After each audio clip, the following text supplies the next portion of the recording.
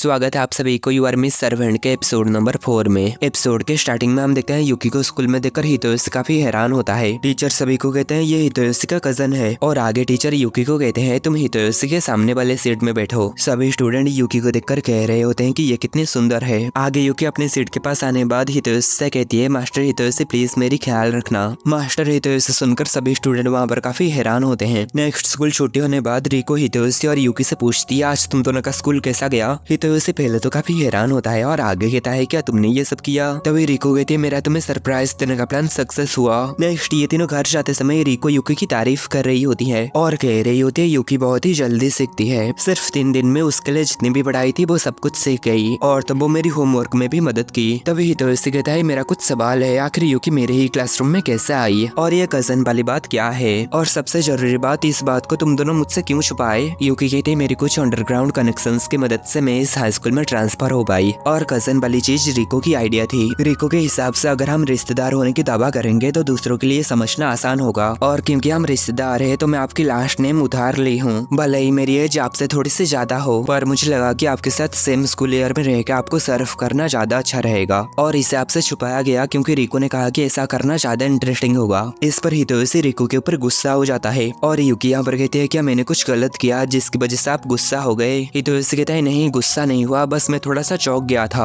और आगे हितोयोशी कहता है ठीक है कोई बात नहीं, अब हम साथ मिलकर स्कूल लाइफ एंजॉय करेंगे। यूकी इस पर काफी खुश होती है और कहती है हाँ। नेक्स्ट टाइम अगले दिन स्कूल का सीन देखते हैं। यहाँ पर सारे स्टूडेंट भागते हुए कहीं जा रहे होते हैं और कह रहे होते हैं कात्सुता ब्रेड हमारा इंतजार करो। ये देखकर यूकी थोड़ी सी हैरान होती है। तभी हितोयोशी उससे कहता है तुम लंच में क्या खाओगी, मैं कन्वीनियंस स्टोर जाने के बारे में सोच रहा था। यूकी इस पर कहते हैं मुझे कात्सुता ब्रेड खाना है। हितोयोशी कहता है ये बहुत रेयर है, अगर तुम्हें ये खाना है तो तुम्हें लंच ब्रेक के दौरान जल्दी करना होगा। फिर यार बात को सुनकर यूकी की आंखों में चमक आ जाती है। हितोयोशी कहता है ये रेयर इसलिए है क्योंकि कात्सुता डेली जल्दी बंद हो जाता है और इसके सिर्फ हर बुधवार को ही सेल होती है और इसका पॉपुलर होने का सबसे मेन बात ये भी है कि ये एक फ्राइड नूडल ब्रेड है जो कि कात्सुता सॉस से लिपटा हुआ है, इसलिए सभी इसे कात्सुता ब्रेड कहते हैं। और ये मेरा भी बहुत ज्यादा पसंदीदा कात्सुता सैंडविच है पर हमारा क्लासरूम स्कूल स्टोर से सबसे ज्यादा दूर है, इसलिए मुझे लगता है अब बहुत देर हो चुकी है, हम वो नहीं ला पाएंगे। तभी यूकी कहते हैं मुझे बताओ स्कूल स्टोर रूम कहाँ है। एक बार मुझे मेरे मास्टर ने सिखाए थे कुछ भी हो जाए तुम्हें तुम्हारा शिकार को जरूर पकड़ना चाहिए, इसलिए आप चिंता मत करिए मास्टर। हितोयोशी में कात्सुता ब्रेड को जरूर ला दूंगा। दिन वो खिड़की से बाहर आके छत के ऊपर आ जाती है। तभी हितोयोशी उसे रोकने लगता है और कहता है अगर तुम कोई बड़ा हंगामा कर देती हो तो बुरा होगा, पर यूकी उसकी बात को नहीं सुनती और भागते हुए यहाँ से जाने लगती है। हितोयोशी कहता है मैं उसे नहीं रोक सकता क्योंकि उसकी वो एक्सप्रेशन मिठाइयों को देखती हुई एक लड़की की है। मेरी छोटी बहन को मिठाई इतनी ज्यादा पसंद है कि वो उसे खाने के लिए कुछ भी कर सकती है। शायद यूकी भी वैसे ही है, उसे जो पसंद है उसे वो पाने से कोई भी नहीं रोक सकता।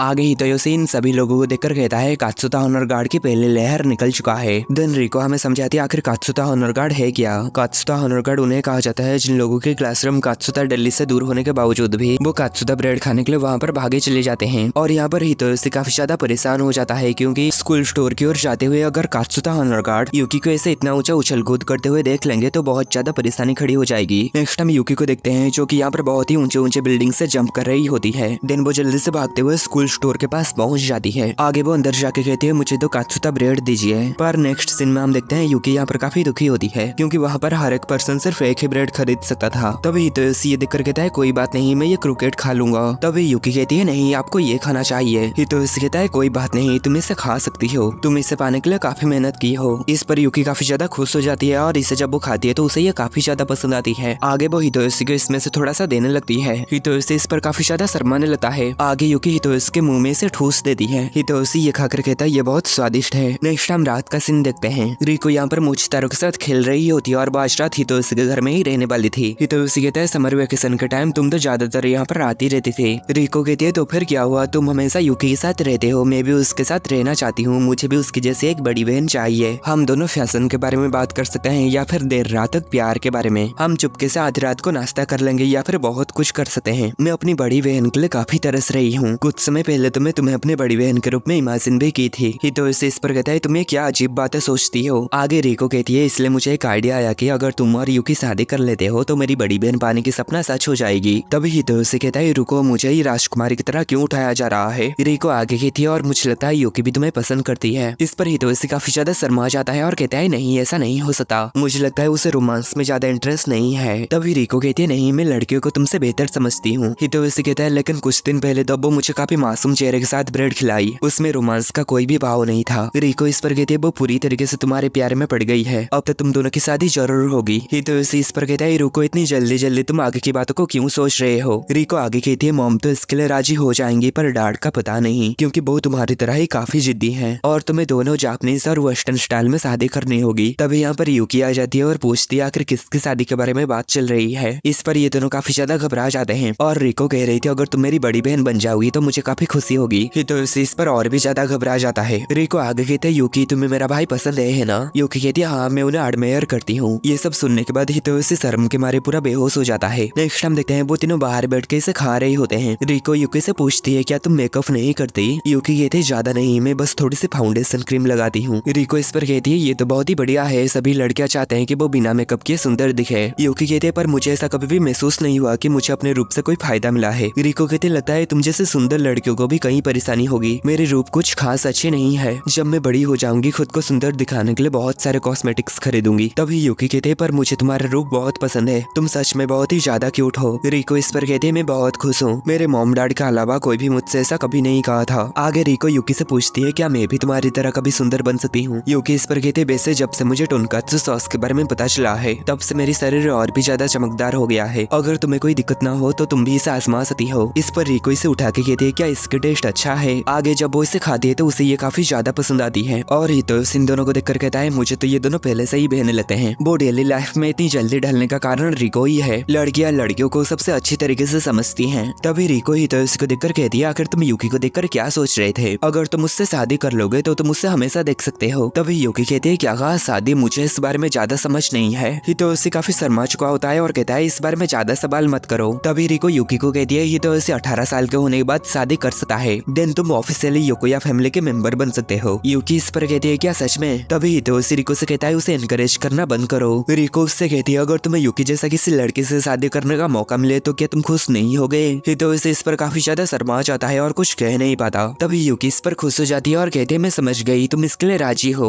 और तभी हम यहाँ पर देखते हैं झाड़ियों के पीछे से एक यार्ड इन लोगों के ऊपर नजर रख रहा था। नेक्स्ट हम स्कूल का सीन देखते हैं। यहाँ पर टीचर सभी को पढ़ा रहे होते हैं पर हितोशी का ध्यान कहीं और ही होता है। तभी टीचर का नजर जब उसके ऊपर पड़ता है तो वो काफी गुस्सा हो जाते हैं और उसके ऊपर चौक फेंकते हैं। पर हम देखते हैं यूकी उस चौक के ऊपर बड़े ही तेजी से एक स्लैश मारती है जिससे वो चौक आगे जाते जाते दो हिस्सों में टूट जाता है और सीधा जाके हितोशी के दोनों आंखों के अंदर घुस जाता है। इस पर यूकी काफी ज्यादा घबरा जाती है और यहाँ पर हितोशी का दर्द के मारे रोते हुए देखकर सभी काफी ज्यादा घबरा जाते हैं। नेक्स्ट हितोशी अपनी आंखों की चेकअप करने के लिए नर्स ऑफिस में आ जाता है और कहता है मेरे आंखों में चौक लग गया। यहाँ पर वो और किसी को बैठे हुए देखकर कहता है मिस्टर मारियामा सेंसे कहाँ है। इस पर ये कहती है मैं हूँ नीता, मैं यहाँ पर टेम्पररी हेल्थ टीचर का काम कर रही हूँ। आगे हितोशी अपना प्रॉब्लम बताता है कि उसके आंखों में चौक घुस गया था। इस पर नीता उसे बेड के ऊपर बैठने के लिए कहती है। आगे हितोशी सोच रहा होता है ये टीचर थोड़ी सी मिस्टीरियस लग रही है। आगे नीता पूछती है क्या तुम उस न्यू सुंदर स्टूडेंट की दोस्त हो या फिर वो तुम्हारा गर्लफ्रेंड है। असल में आज सुबह मैंने तुम्हें एक साथ स्कूल आते हुए देखा, इसलिए मैं ये जानने के लिए थोड़ा सा क्यूरियस हूँ। हितोशी कहता है कि आप यूकी के बारे में कह रहे हैं, वो तो मेरी कजन है। ये सुनकर नीता थोड़ी सी चौक जाती है और आगे हंसने लगती है। हितोशी इस पर कहता है आखिर इसमें हंसने वाली क्या बात। नीता कहती है असल में तुम दोनों बिल्कुल भी एक जैसे नहीं दिखते। और आगे वो हितोशी की आंखों को चेक करने लगती है और कह रही होती है मुझे तुम्हारी चेहरा बहुत पसंद है। हितोशी कहता है तारीफ के लिए शुक्रिया। आगे नीता हितोशी की आंखों को चेक करने के बाद कहती है तुम्हारी आंखें बिल्कुल सही है। दिन हम देखते हैं वो दरवाजे के पास जाकर उसे लॉक कर देती है। दिन वो हितोशी के सामने आकर कहती है मुझे बताओ अगर तुम्हें कोई दूसरी प्रॉब्लम है तो मैं जांच करूंगी। और आगे वो हितोशी को बेड के ऊपर लेटा देती है। दिन वो बड़े ही खतरनाक अंदाज में हितोशी को देखकर उसके ऊपर चढ़ जाती है। हितोशी इस पर काफी घबरा जाता है और कहता है रुको। नीता कहती तुम डरते हुए कितना क्यूट दिख रहे हो। हितोशी काफी ज्यादा डर चुका होता है और कहता है आखिर ये सब क्या हो रहा है, यहाँ पर ये तो रोमांटिक कॉमिक्स से भी ज्यादा रोमांटिक हो चुका है। नीता कहते हैं चिंता मत करो हितोशी। हितोशी इस पर कहता है आखिर तुम मेरे नाम कैसे जानती हो। तभी यहाँ पर यूकी आ जाती है हितोशी की आंखों की चिंता करते हुए। आगे यूकी और नीता एक दूसरे को देखकर शौक जाते हैं। आगे हितोशी रोते हुए यूकी के पास चला जाता है और कहता है मैं बहुत डरा हुआ था। तभी नीता कहते मैं तो बस मजाक कर रही थी, ये सिर्फ एक स्कूल डॉक्टर की मजाक था। हितोशी कहता है क्या कहा मजाक, हमारे जैसे बच्चों के लिए तुम्हारी ये मजाक बहुत ही खतरनाक है। नीता कहती है असल में तुम मुझसे डरते हुए एकदम क्यूट छोटे चूहे के जैसे लगे, इसलिए मैं थोड़ी सी एक्साइटेड हो गई। हितोशी इस पर काफी हैरान होता है और कहता है क्या कहा एक चूहा।